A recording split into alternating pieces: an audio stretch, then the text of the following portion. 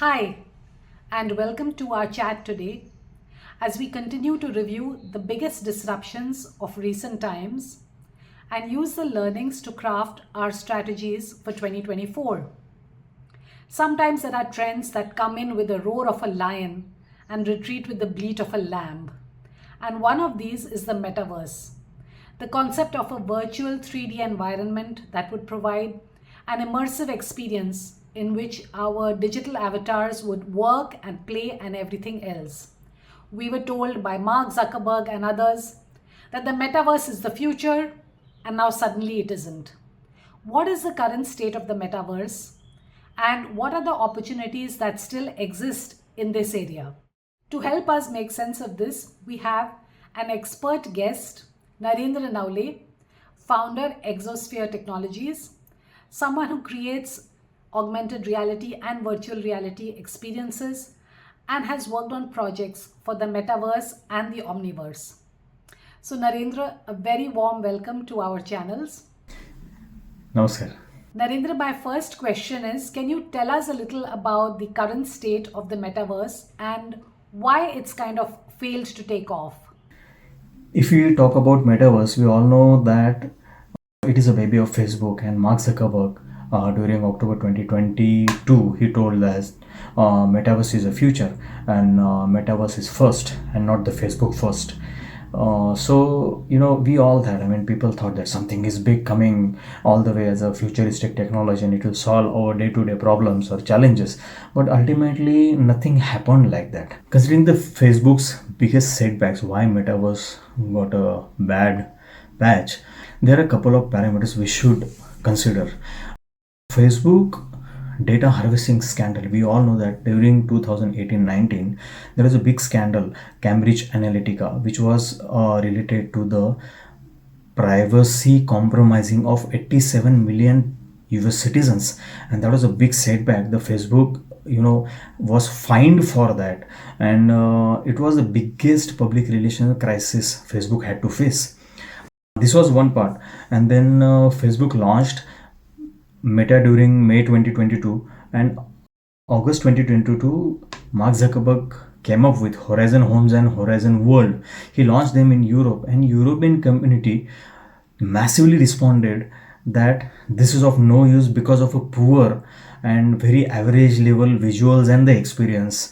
Because in the time of 2022, when the VR world and the content, the digital world was moving towards a hyper reality, these visuals and experience was very poor, cartoonish, and not up to the mark. So who will be interested in seeing their faces as a cartoonish or caricature style, and then interacting with your colleagues or official in a very unrealistic way? It was not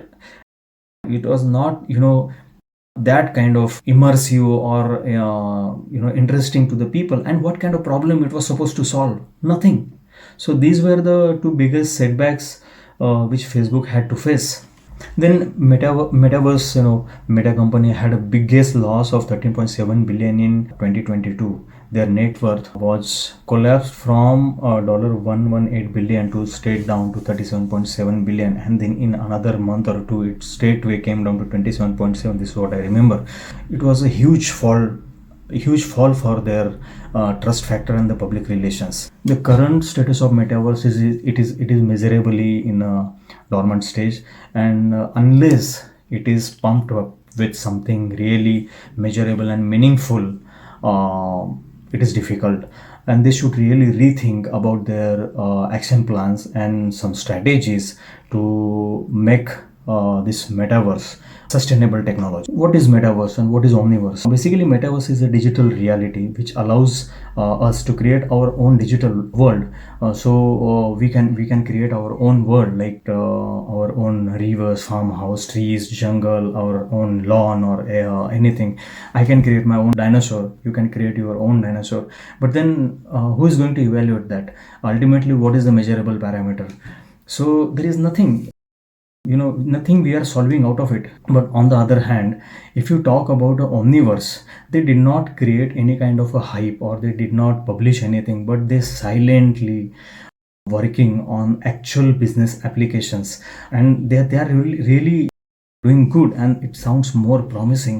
Because if you see, in 2023 BMW was the first who came up with the world's first digital factory, and ultimately that digital factory, it was Omniverse, it was not Metaverse. So this is how Omniverse is actually moving in a materialistic way, an application of technology in a real meaningful way, or a measurable parameters, you can say. Another important fact is that if you talk about a metaverse usage, now tell me one thing: the headset which is weighing about 300, 400 grams or 500 grams, who is going to put that headset on head for about 7-8 hours to work? What will be the after effect of that? Even Elon Musk also stated that who is going to work by keeping that headset on the head for 7 to 8 hours? It's not possible, because people will, they will face the disorientation, they will have a mental inertia out of it. So it sounds all impossible. So what is the true value addition of a technology in our life? So let us talk about the practical approach. We also focus on the practical approach of solving industry or the clients day-to-day challenges or the problems by using these applications of advanced AR and VR, which is we call this as metaverse or omniverse.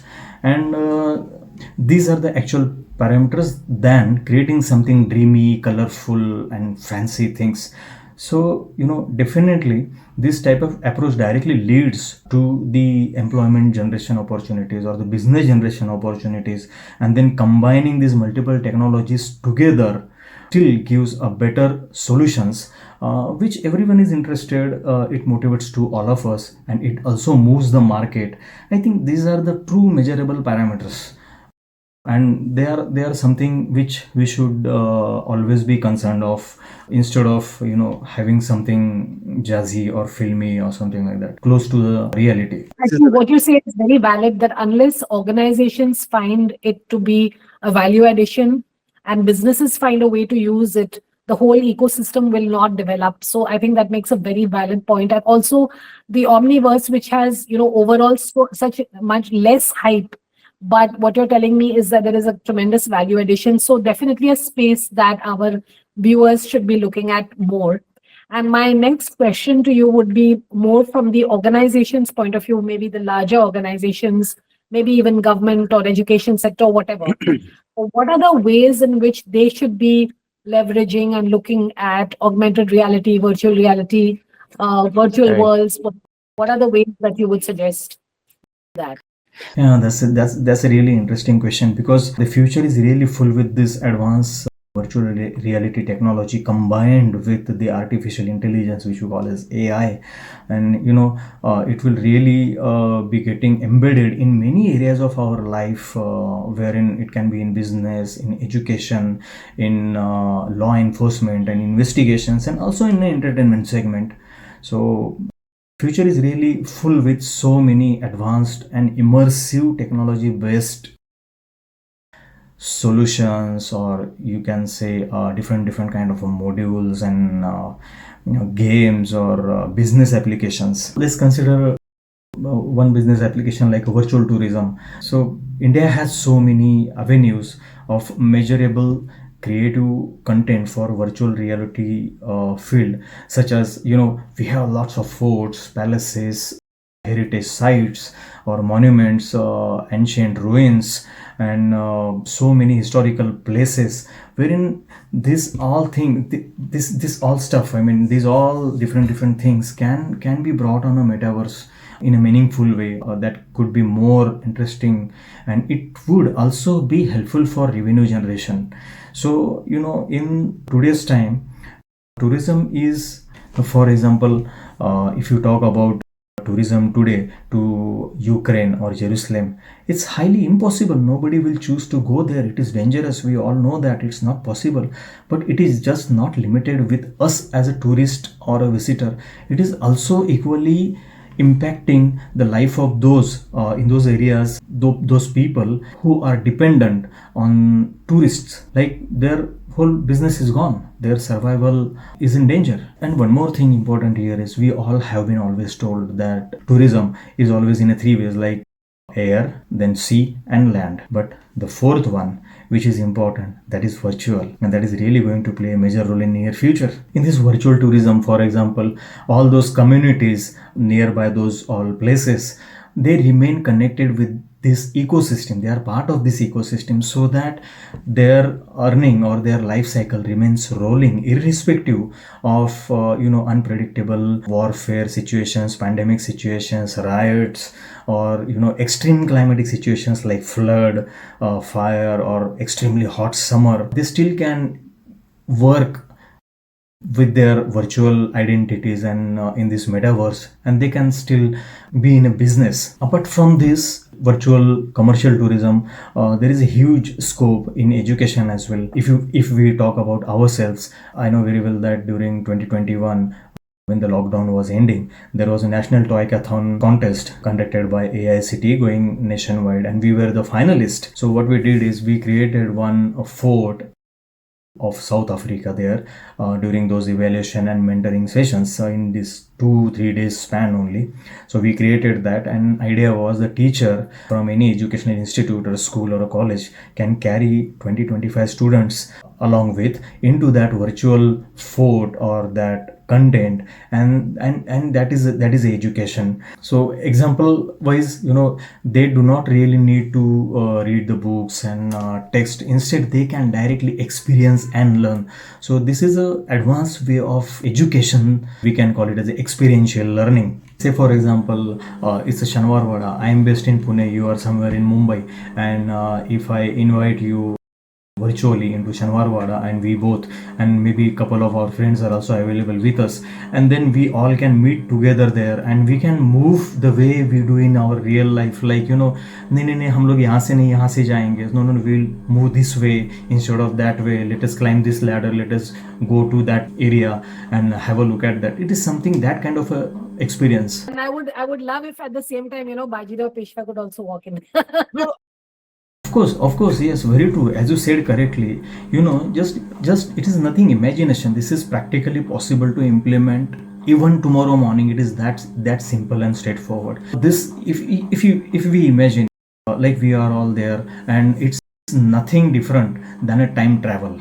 Okay, so we all are there, right? At the bottom line, we get the time zone. Say for example, right now we are in 2023 or 2024, and as we drag back and maybe we go into say 17th century or 18th century, then it is interesting to see that the digitally things start reforming in front of us to form the shape of that whole asset, matching with that timeline, depending upon the authenticated database or the information available with ASI or MAI or something like that. And then at one point of time, And I would love if at the same time, Bajirao Peshwa could also walk in. correct. As you correctly said, Bajirao Peshwa, I mean Honorable Bajirao Peshwa, he's climbing down towards us and he's coming close to us.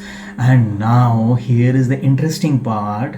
AI integration comes in picture, wherein he will interact with us based on our discussions, our talks, or our questions. He will respond to us, and not the standard recorded sentences. So this is the interesting part of combination of AI with the virtual reality, and there is a metaverse having the AI engine backed up. Oh, yeah, correct, exactly. And this is just an example of the fort, but then the other areas like engineering or maybe a deep science technology, say medical, wherein teacher can take those students, maybe 10, 15, 20 students along with a teacher to the different parts of our body organs, like they can travel through the veins, they can go to different organs, like heart is one station, then they can travel to brain and the inside sections of the different areas of our brain. So this is a educational virtual tourism, wherein we can say that it is a experiential learning. So it's not like described on some average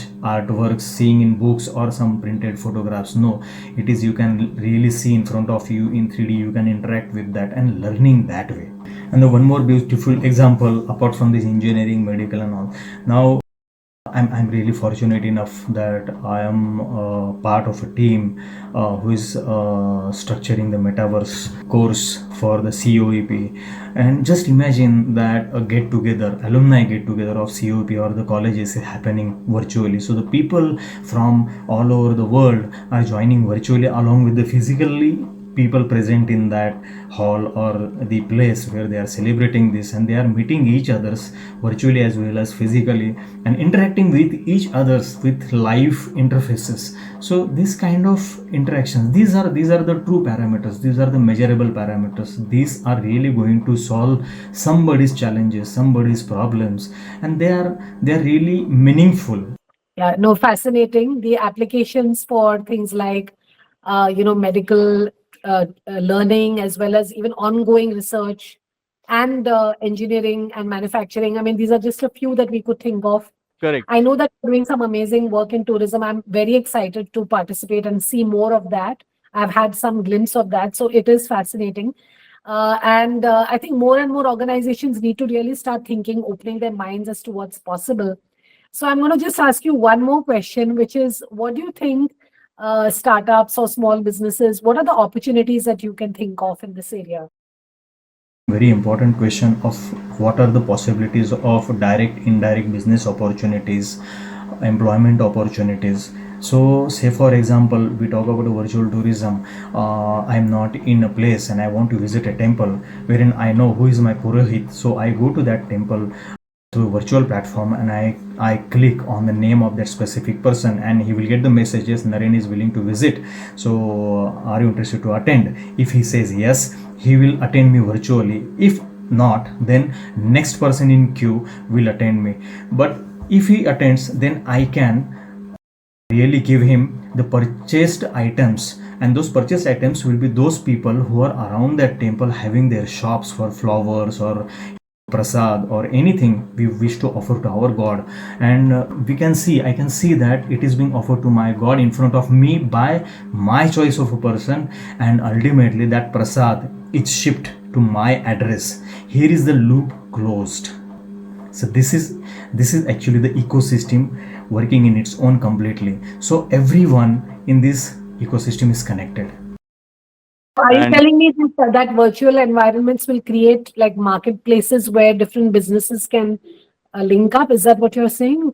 Yeah, exactly. As you mentioned correctly, I mean that. So the people or the communities around those locations, physical locations, whose survival or daily bread and butter or the business is dependent on the tourism, they are also virtually connected to this system, and they will be earning from this stream, this virtual stream. So apart from the physical footfall of the visitors or the tourists, they will also be having this one more stream of earning. So this is actually the ecosystem which is adding value. This is the technology which is adding value to our real life. Now here is another interesting example. Right now when we are discussing here in Goregaon, there is one exhibition going on about jewelry, and we have just created one POC for a virtual jewelry showroom.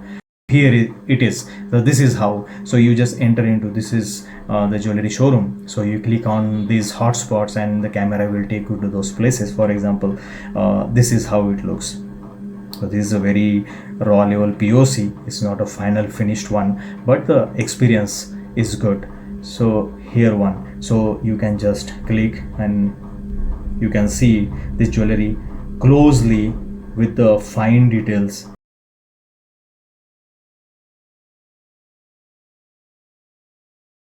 You can see this jewelry closely with the fine details, and once you are done,